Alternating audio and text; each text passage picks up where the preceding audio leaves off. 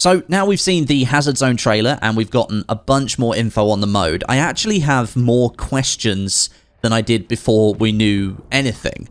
DICE is trying something different here, but they're also trying something familiar at the same time. And by familiar, I mean they're taking a lot of cues from other games out there and bringing it into Battlefield. They're making an elimination style mode, but it's more focused on objective capture and then extraction. Now my questions about all of this are the longevity of the mode, the endgame and the metagame, and going just beyond the cycle of matchmaking, playing, and then winning or losing. And also, I think we need to talk about the paid versus free-to-play situation. So let's jump into that today. Okay, so we saw the trailer yesterday. The trailer does a really good job of showcasing the mode and what the objective is. You go in as a squad, you collect these data drives from crashed satellites, and you extract via a Condor, all whilst fighting other enemy squads and AI who've got similar objectives. Sounds pretty cool. It's got the Hunt Showdown feeling. But once you extract, if you extract, you're given these dark market credits based on your performance in the match and for how many data drives you and your squads collected. You then use those credits to buy weapons, gadgets, and tactical upgrades for your next round. DICE is going for like a momentum-based metagame where the more you win, the more credits you have at your disposal and the more choice you have with each match you then enter. However, I can already see a few issues with this. Firstly, DICE has said that there will be a streak system with wins, where once you accumulate a few wins in a row, you'll start getting discounts applied to the items that you buy with those credits that you get for winning. So obviously that favors players who play the mode more and who are perhaps better at the game than other people. This doesn't sound particularly fair for new players who are maybe going in for their first time, maybe they've only got basic equipment. Remains to be seen how DICE is really going to handle this. It's probably going to be done via matchmaking that will consider all your stats, and it does some kind of skill-based ranking so that you're pitted against players who've got a similar streak level or who have access to certain levels of weaponry. Who really knows, but I just think on the face of it, that could be a problem even from the very beginning when you start playing Hazard Zone. Of course, DICE is making it the incentive to keep playing. The more credits you have, the more stuff you can buy, the discounts you get. So at the same time, I understand the incentive, but it might end up hurting more players than it actually benefits in the long run. My next issue still concerns the metagame, but it goes beyond it. It's the end game. Once you've got those credits and you've been buying all those items, you've been getting your wins, what comes next? I will be honest, when I was reading through the blog about the game mode, I was expecting like another layer beyond that. I was expecting to read about more ways that you can utilize those credits to like show off your progress and your statistics within the Hazard Zone area.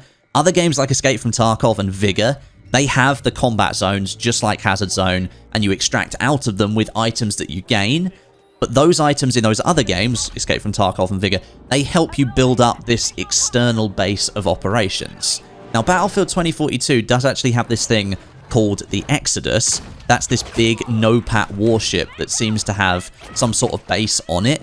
And during the menus in the beta, if you sat there and looked at your friends list, if your friends weren't in a match but they had the game running, they were sitting in something called the Exodus. So I'm not sure if that's all linked to Hazard Zone, but clearly this boat is a central point to the narrative of 2042, and Hazard Zone is also built into the narrative of 2042 about these satellites that crash down from the US and Russia and all the things that are happening. So why not make use of the Exodus and turn it into some kind of base that you can upgrade? Again, we don't really know if that sort of mechanic already exists, but it just hasn't been detailed. And I think that kind of detail would have been really helpful to know, because if the end game of Hazard Zone is simply getting more and more credits, then I can see a lot of people losing interest in the mode quite quickly. If there's no further incentive to play the mode, people will just get bored and they'll jump back to other games, or they'll go and play All Out Warfare, or they'll go and play on Portal. I think you need to have a more robust system in place to keep you playing, like Tarkov and Hunt Showdown. You could do some things like adding cosmetic flair to some of the specialist outfits if you use them in Hazard Zone, which then persist back into All Out Warfare and the Portal elements of the game. So if you went and played like Conquest on Orbital, but you had an outfit on that came from Hazard Zone, or it was like scarred, or it had some changes on it to show that you'd played Hazard Zone to get that. I think that would be pretty cool. Maybe having certain cosmetics on offer that you get if you complete bigger objectives within Hazard Zone. So, I don't know, like extracting 100 data drives from Hazard Zone, or going on some kind of like 5-win streak or something. Maybe take it down to even a specialist-specific level, where if you're someone who likes to use only 1 or 2 specialists, that's just like the way you want to play, then there are some really hard-to-reach rewards, like, say, 1,000 kills with McKay in Hazard Zone, and you get some unique items for that specialist that you can use to show off in the game. Those kind of things that go beyond just collecting credits, therefore I can buy a weapon, I can buy a gadget for my next round. I was expecting quite a bit more depth, and in the blog post at least, we didn't get that depth. Doesn't mean that it doesn't exist, but right now, we don't really know anything beyond just getting credits and buying items. And then there's the larger overarching talking point. Hazard Zone is not free to play. It's part of Battlefield 2042, and it sits behind that $60 price tag. That's concerning to me for a few reasons, and hopefully I can explain those now. Hazard Zone is not your classic Battlefield experience. It's not Conquest, it's not Rush, it's not Breakthrough. It's its own separate mode. It's got a different flow, clearly a different dynamic, and a very different rule set. It's also got its own built-in currency that doesn't cross over into other modes in the game. It's basically a third pillar alongside All Out Warfare and Portal. Now, because it's not the usual Battlefield thing, and clearly it's trying to pull in new gamers to the franchise by incorporating some Battle Royale style elimination elements and survival elements from other games out there on the market right now, I thought that DICE would make it free to play to give it a real fighting chance against some of the more established games in the setting, like Hunt Showdown, like Escape from Tarkov, and an extent, Apex Legends and Warzone. Now, I know Hunt Showdown and Escape from Tarkov aren't free to play, but I do think that Battlefield needs to make its mode free to play to entice them to come and try it. Because those players of Hunt Showdown, Escape from Tarkov, they like those experiences.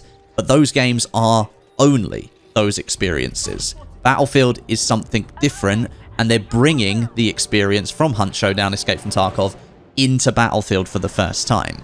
So I think having it free to play, that just removes all barriers to entry for new players. There's no downside to downloading it, there's no downside to just giving it a go and seeing what you think. But instead, as DICE has done previously, they're locking their new innovative experience behind a paywall. That makes it a much harder sell, especially at $60. The last time DICE did this was with Firestorm in Battlefield 5, and things didn't really go very well. After a few weeks, the mode's player base had shrunk to such a level that players on certain platforms, they were struggling to matchmake properly.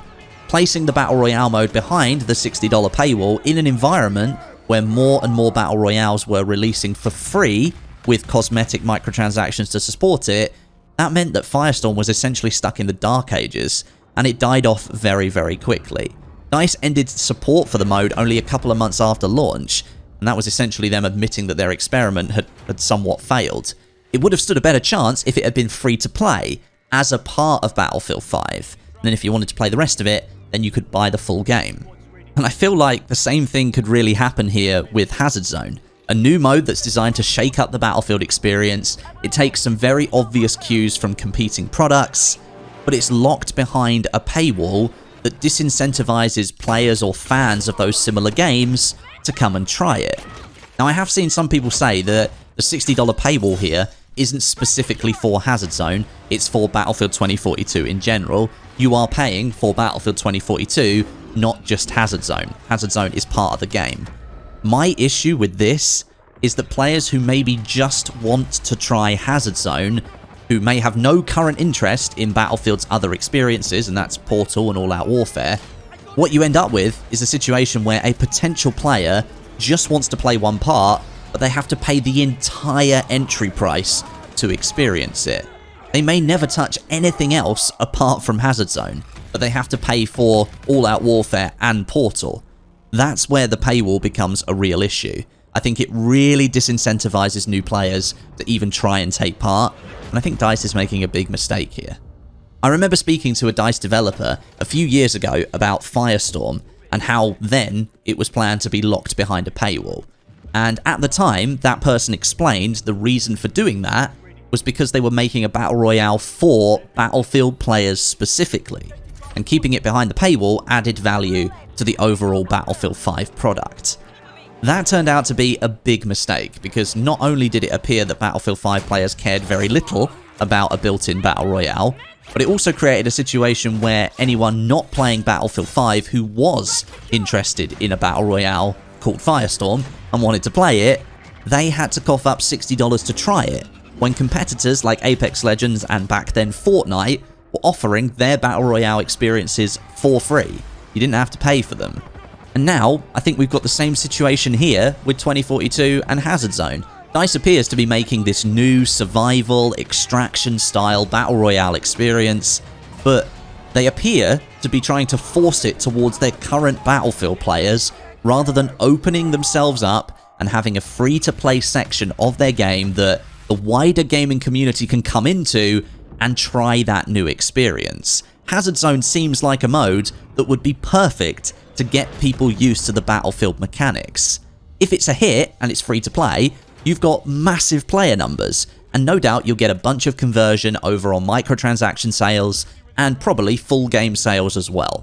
If it's not a hit, well, at least you tried it, and because it was free to play, it's no real harm done. You wanted people to come in and try it. If it's not that great, well, no one's going to complain. It was free to play. However, with a $60 paywall, if it's a hit, then you're severely limiting your player base size by setting such a steep price for what is one game mode that's trying to appeal to a wider audience. And if it's a flop, you can almost guarantee that the narrative around the game mode becomes one of wasted development time that could have been focused on the core Battlefield experience. If it's free to play, I think it's a win-win for DICE and it's a win for gamers. With it being stuck behind a paywall, I think it's almost a lose-lose, and I think players get hurt the most. So those are my concerns surrounding Hazard Zone. Let me know what you think down below in the comments. It's certainly a very interesting game mode, and it's opened up a lot of debate already. If you look at the trailer on YouTube, it seems that a lot of people are really excited for this mode and want to try it and see what they think, but I'm concerned about the longevity. So it'd be interesting to get your thoughts down below in the comments. Thanks for watching, and I'll catch you all in the next one.